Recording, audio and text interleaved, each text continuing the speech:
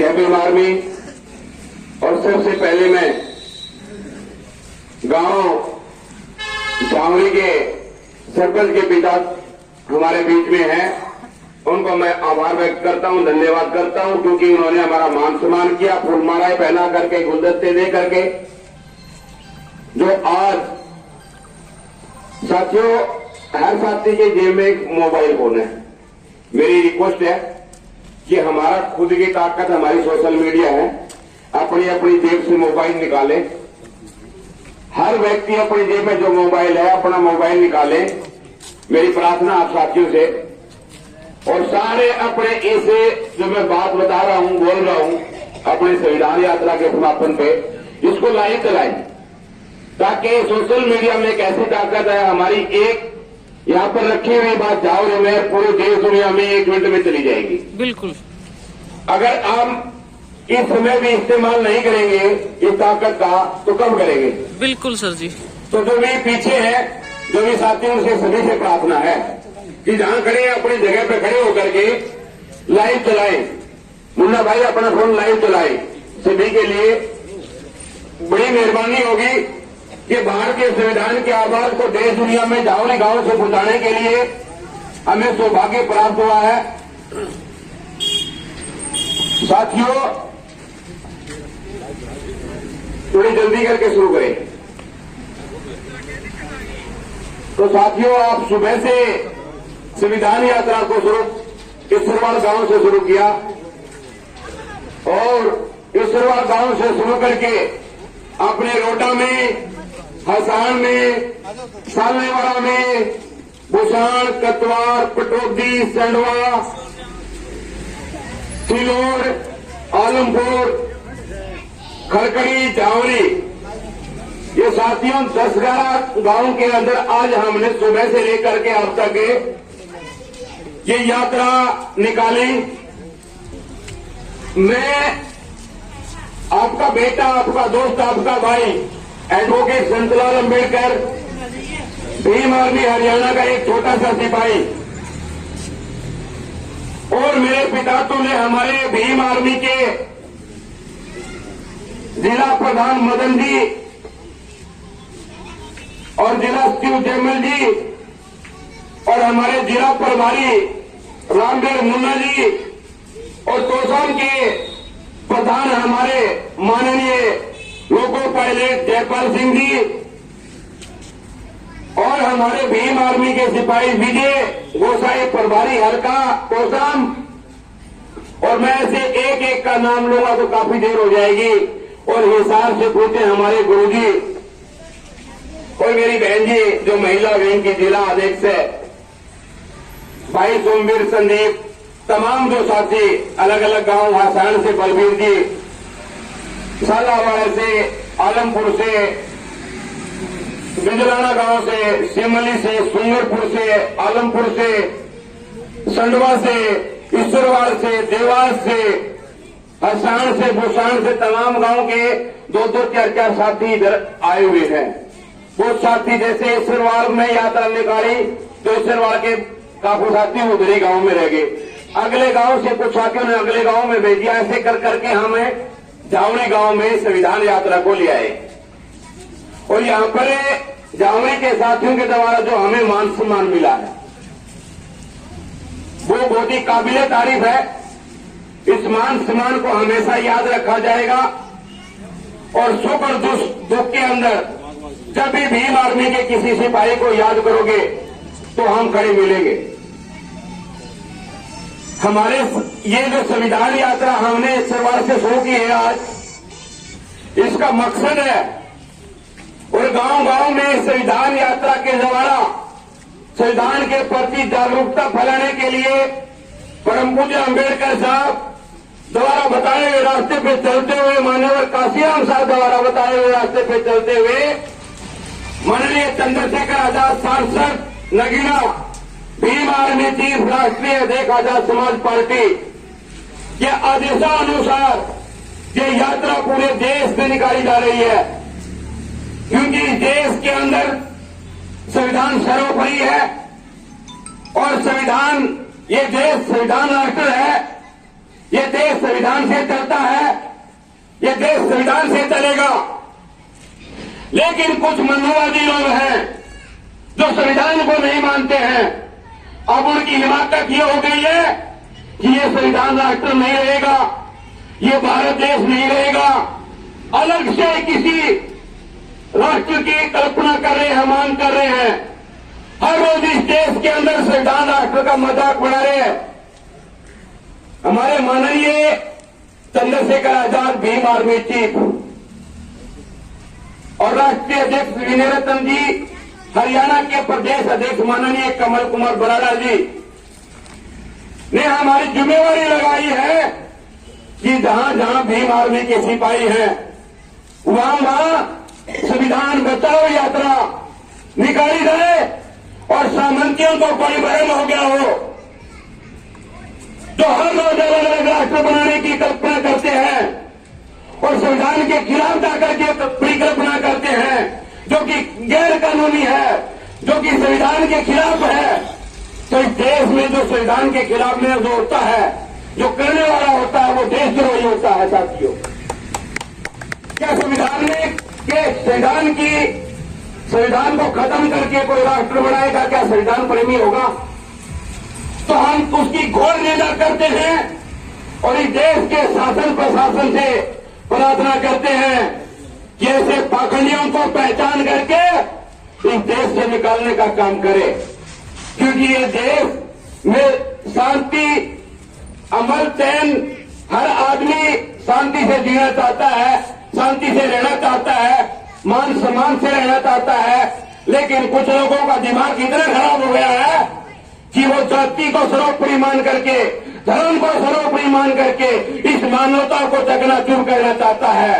मैं उन लोगों से द्रावड़ी की तरह से कहना चाहता हूं कि अभी हमें मरे नहीं है, हम परम पूज्य अम्बेडकर साहब के अनुयायी हैं, भीम आर्मी के सिपाही हैं। हम कभी भी स्वाभिमान के साथ समझौता नहीं करेंगे। हमारी अब लड़ाई आर पार की है। ये संविधान हमारे बाप ने बनाया है और ये देश संविधान से चलता था, ये संविधान से चलेगा। भाई इधर आजा, संविधान की किताब लेके इधर आ जाओ, ऊपर, हाँ इसको ऊपर।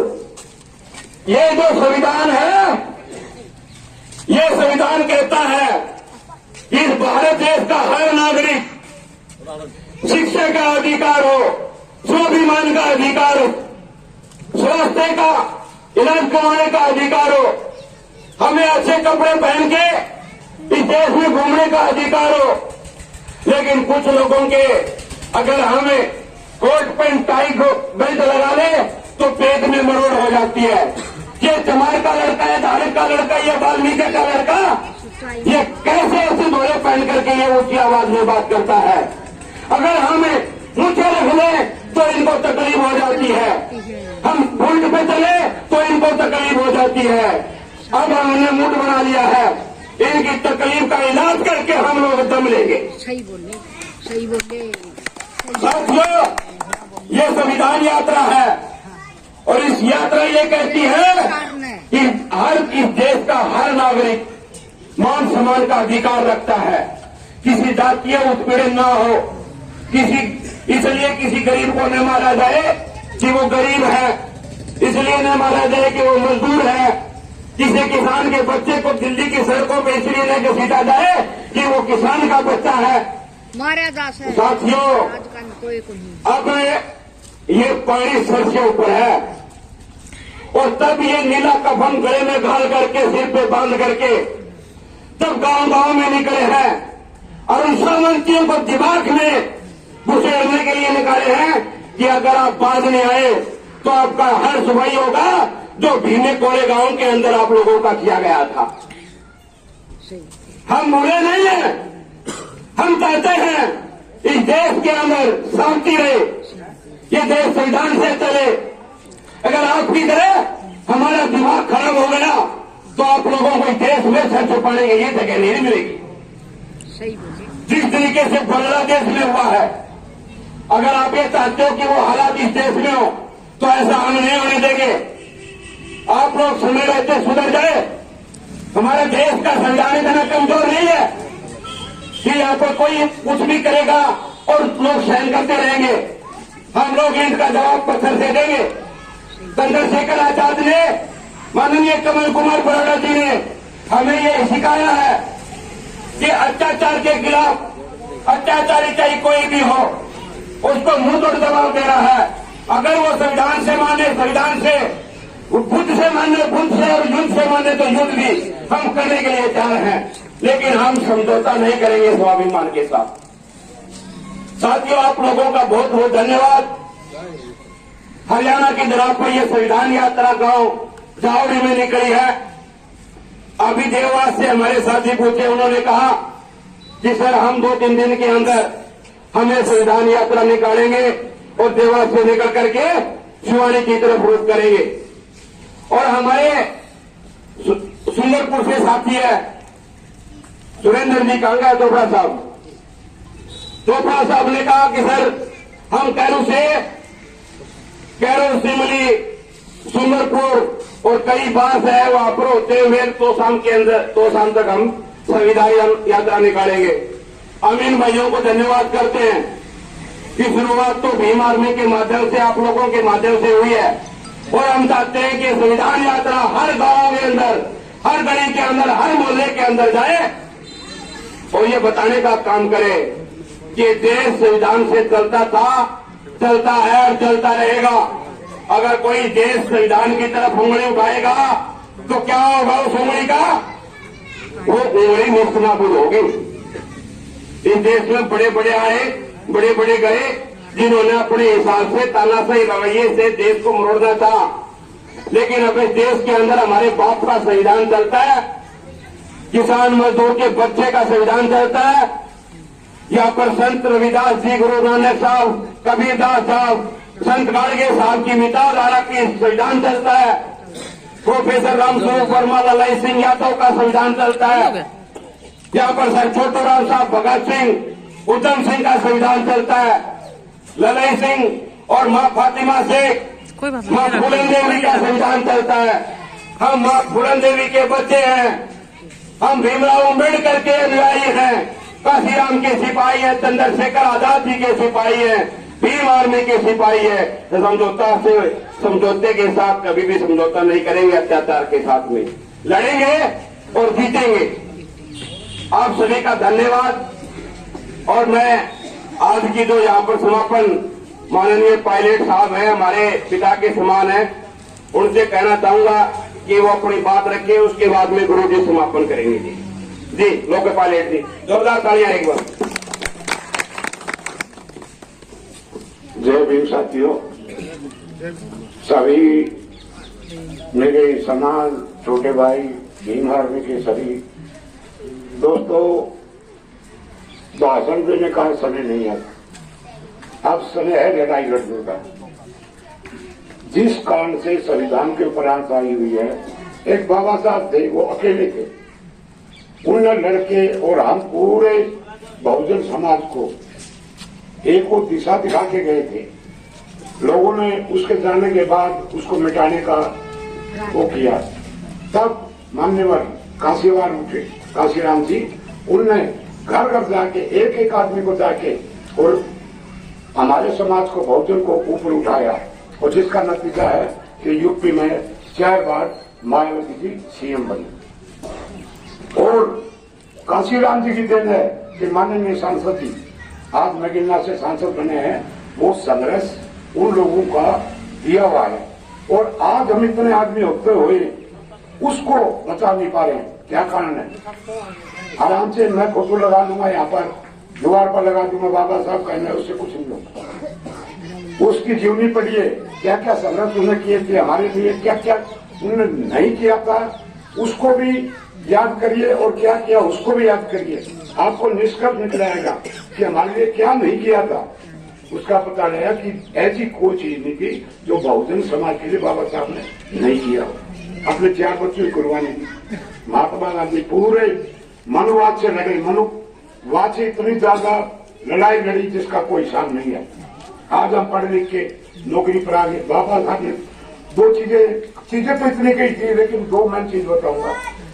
एक तो उन्होंने कहा था कि बैक टू सोसाइटी, हमारे में से जितना भी कोई भी है, वो अगर कुछ अपना कमाता है या सोसाइटी से हमको बाबा साहब के कान से मिला है, तो गरीब बच्चों को पढ़ाइए।